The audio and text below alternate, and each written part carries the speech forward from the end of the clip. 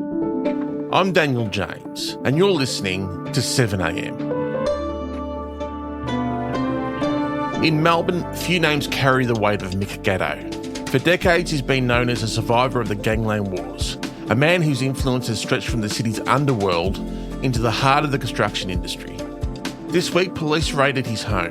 Gatto and his wife were arrested, then released without charge. He says it's all over a driving infringement. Police say they're investigating alleged financial offences. But the raiders landed in the middle of a much larger fight over corruption, intimidation, and alleged underworld influence inside Victoria's building sector. Today, investigative reporter Nick McKenzie on Mick Gatto, corruption in the construction industry, and the reckoning now facing the state's big build. It's Friday, June 5.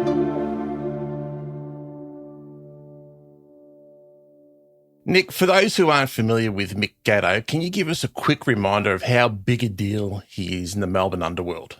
Well, he's arguably Australia's best-known gangland figure. He's certainly Melbourne's best-known gangland figure. Came to massive attention in the gangland wars. Melbourne is once again facing the spectre of gangland war, with a crime family patriarch shot dead in front of his home. And just hours later, 2 other men were gunned down. The double fatal shooting happened late today. Initially, his friends were getting knocked off left, right and centre. His best mate, Mario Condello, was murdered in an execution outside his house. Graham Kinnaburgh, the famous criminal, a.k.a. the Munster, was also shot dead, executed at his house. And there was a period where I think Gatto thought it was coming for him. He was then confronted, according to Gatto's story, at the back of a restaurant by the most famous gangland hitman, Andrew Benji Venjamin. There was a scuffle. Gatto grabbed a pistol, which he said Venjamin had, and he shot Venjamin dead. Gatto was charged with murder, and that became a very, very significant case. But Gatto beat that charge on self-defence grounds. For a story that's gripped Melbourne, Today provided another riveting chapter. Underworld figure Dominic Gatto acquitted of murder. Thank God for the jury system, that's all I can say. So he's known for the gangland wars and his involvement in those and that of his so-called Carlton crew, but really what he's done for the last 30 years is ply his trade as the best-known gangland fixer in Victoria's construction sector. So this week, police raided the home of Mick and his wife, arrested them, then released them without charge. What do we know about what's being investigated? Well, 2 years ago, we began writing a series of stories. We're still writing those stories 2 years later. It was called the Building Bad series. It was about allegations of significant organised crime and corruption in the construction sector across Australia, but especially in Victoria. And as a result of those still ongoing reports, the Victorian government responded, the Victoria Police responded and launched a task force called Task Force Hawk, a specialist task force looking at wrongdoing in the building sector. One of its most obvious targets since its inception, of course, is Mick Gatto, because he's a gangland figure in the construction sector doing his wheeling and dealing. He was raided by Task Force Hawk. What's it all about? Well, I think the paperwork is in relation to, according to the police, allegations of financial crime. Mick Gatto and his lawyer have both said it's to do with speeding tickets or infringements. The only thing I can say is when they use 20 or 30 police over a speeding fine, this country is in trouble. But I think we can safely say this is a way of Task Force Hawk actually getting through the front door of Gatto's property. Once you're through the front door, you grab the devices, the phone, the laptop, see what else you can find. And it's an act of great deterrence. It's saying not just to Gatto, but to the underworld, we are on your tail, we are looking at you. Now Gatto's response to it is, stop hassling me. This is a witch hunt. This is rubbish. They've taken a knife from you and a baton. Toothpick. The toothpick. Anyway, I've got to go. Take care, guys. Cheers. But we also know this, and we know this because we've reported it now many times. Gatto is on the payroll of many of the construction companies in Melbourne and some interstate.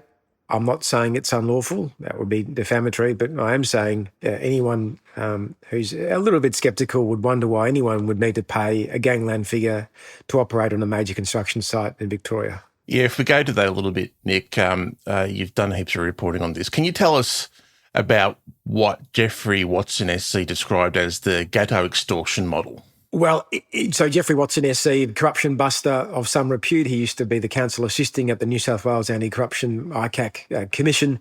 He was hired by the CFMEU administrator to investigate corruption in the CFMEU. And what Watson says in the recent Commission of Inquiry in Queensland, this is another inquiry looking at the CFMEU, he says the Gatto business model, effectively, Gatto is in cahoots with corrupt or dodgy CFMEU officials. The Victorian CFMEU under John Secker was a crime organisation. Gatto says to a company, you hire me, and if there's a drama on a building site, I'll sort it out because I've got connections at the CFMEU. The CFMEU had built up such a momentum of authority and power that everybody was scared of them. Suddenly there's a drama on a building site, and so suddenly Gatto's in great demand, and a company will pay him, let's say, $1 million to sort out those problems. And what are the problems? The union has come on the site, so they've said it's unsafe, they've sent the men into the sheds, the work has stopped, it's costing the builder a fortune every day. How bad did things get in Victoria? Oh my God, it's out of control. The allegation that's been put up there by Jeffrey Watson in a Royal Commission type setting, so it's protected from defamation, is it's all a setup. There's no real safety issue or problem. Gatto engineers this issue with his mates in the union so he can cop and earn. The builder's happy to pay. They think they're getting a service. They're not. It is, according to Watson, allegedly, and again under the protection of this Commission of Inquiry, it's basically a mafia-style extortion raw. And on paper they looked like so silly, so childish. Schoolyard bullies. And I thought, oh, this is nothing.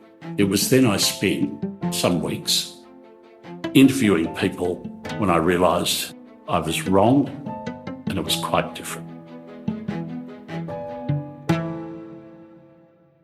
Now, that's not proven. Gatto absolutely says it's false, and no evidence has come out to substantiate it.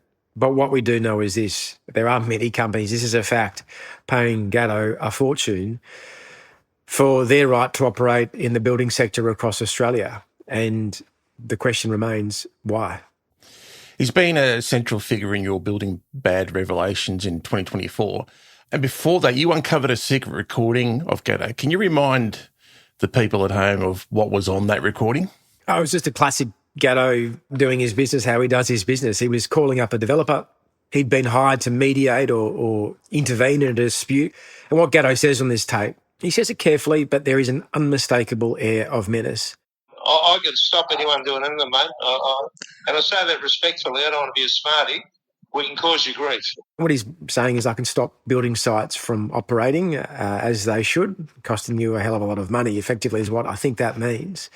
Now, again, I'm not saying that's a direct threat. I'm not saying it's unlawful. The developer in question actually spoke out and said, basically, why should we involve a gangland figure in a commercial dispute in a building site? No, thank you. But also what we know is the builder that hired Gatto did pay Mick Gatto a significant amount of money to intervene. And this is the way the building industry has worked. And unfortunately, it's the way the building industry still works. In all of your reporting on this, Nick, have you ever received a call from Mick Gatto yourself? I've dealt with Mick Gatto a number of times. I call him as a reporter. I have to put questions to him. He calls me from time to time when he hears that I'm calling around about him. I get the ugly side of Mick Gatto. He's careful, but he's told me to watch myself. You don't print the truth. I've got a problem with it. If I ever see you, I'll deal with you. You know? That doesn't sound very nice, Mick. Well, I mean, I'll probably spit at you or something, I think the way he treats a journalist doing their job, and that's all I'm doing, it says a lot about how he actually operates his business. You don't hire Mick Gatto because he's an industrial relations whiz who understands employment law and the ins and outs of an enterprise bargaining agreement. You hire him if you're a building company because he is the most notorious figure in Victoria's gangland. And with that, he doesn't have to say a word. With that comes the air of threat, the air of menace. And anyone who says that's not the case has rocks in their head. Coming up, another arrest, another firebombing, and a whole lot of frustration.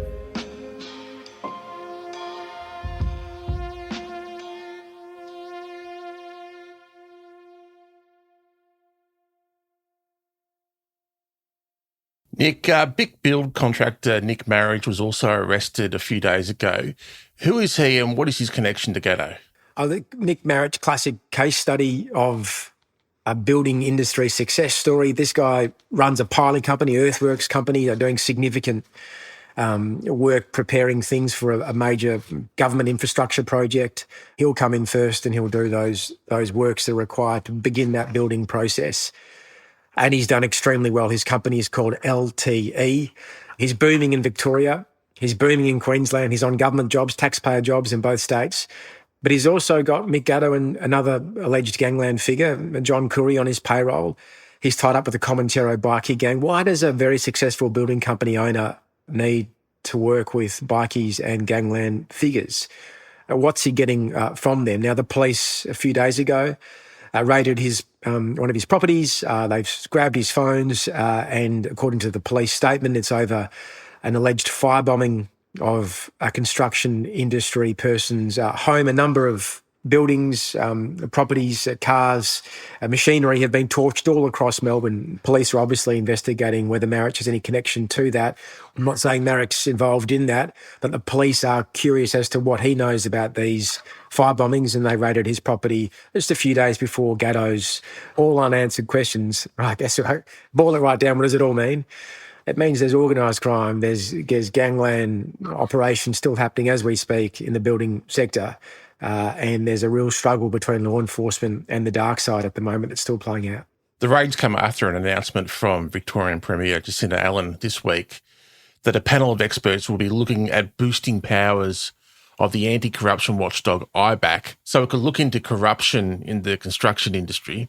Do you think that's enough when it comes to tackling this issue?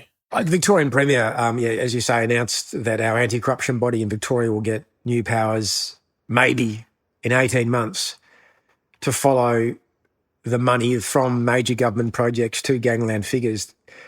It looks a lot like a delaying tactic because it should be in place, not now, it should have been in place 2 years ago when this stuff all started coming out. It's much needed and it's not yet in place. So as we speak, there's no anti-corruption agency that's on the job looking at the way gangland figures, bikie gangs have infiltrated government projects. Why does this matter? I mean, this is the money of your listeners. Anyone listening to this podcast is funding these projects and by extension funding the gangland figures that are feeding off them.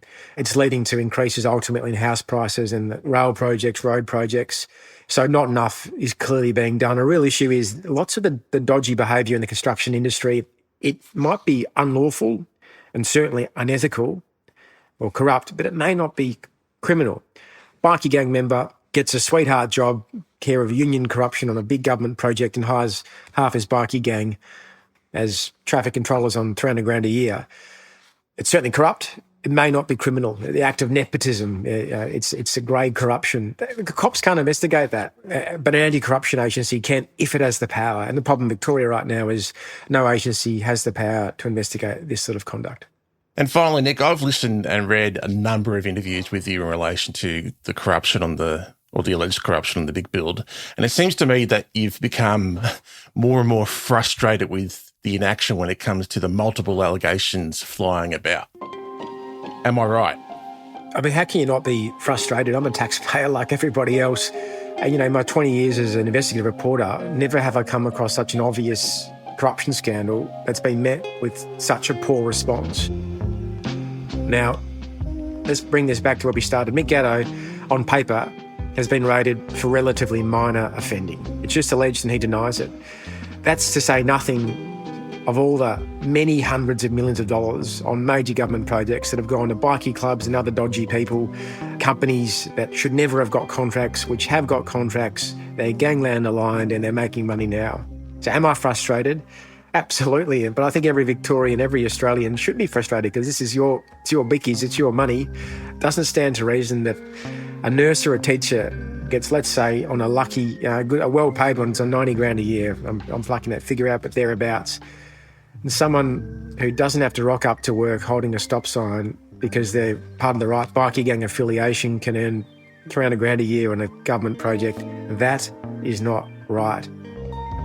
And until that's exposed and stopped, everyone in the public, I think, should be frustrated, should be angry. And I'm certainly going to be channeling that anger and frustration towards continuing investigations. Nick McKenzie, thank you so much for your time. You've rolled me up now. You've made me angry thinking about it. But Sorry, mate. My pleasure.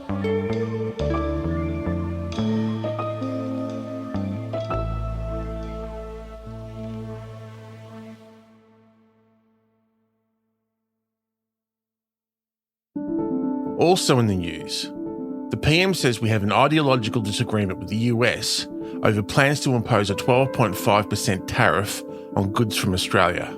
The US has announced plans to impose the new tariff on dozens of countries it says have failed to prevent the importation of goods made with slavery and forced labour. Anthony Albanese says the tariff is unjustified and inconsistent with our free trade agreement with America. And an update on a story we brought you last week about the legal aid crisis in the Northern Territory, which has seen dozens of people, including children, forced to represent themselves in court on serious charges. Criminal lawyer Clancy Dane had been fighting for defendants' right to a fair trial, which in most cases means the right to legal representation. Well, this week he won the fight in the Supreme Court, which means if people aren't able to get access to a lawyer, the local court will be able to put their cases on hold until they can. I'm Daniel James. You've been listening to 7am. We'll be back tomorrow.